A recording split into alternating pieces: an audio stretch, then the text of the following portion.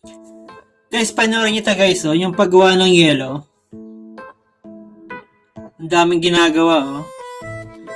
Ganito lang pala paggawa ng yelo.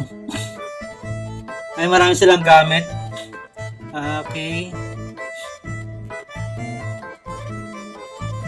Saan kaya ginagamit yan guys? Siguro sa inyo, no? Sa isda or karni lang. Kasi kung sa palamig, hindi papasayan sa yan. Masyado siyang kalawang. Siguro ginagamit yan sa mga isda lang or sa karni.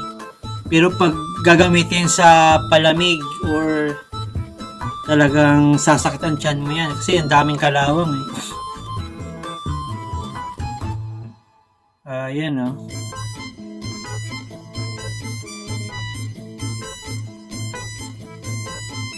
Oh, di ba? Kukunin na nila oh. Hindi sila nilalamig eh, no? Yung mga suot lang nila talaga nakasando lang. Tapos nakachinelas.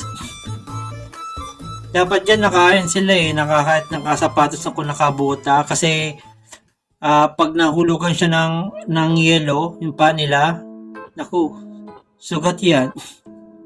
Ayan no. Hugasan na nila yung yelo. Okay.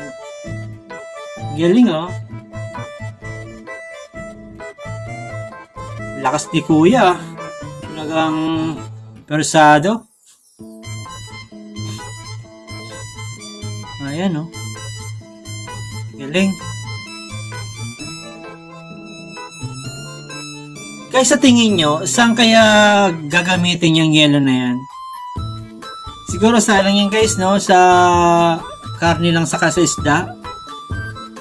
Kayo guys, sa tingin nyo.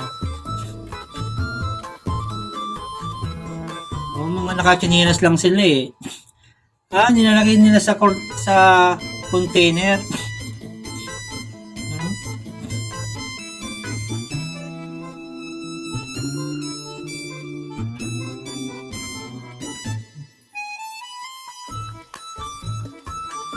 Ang galing eh.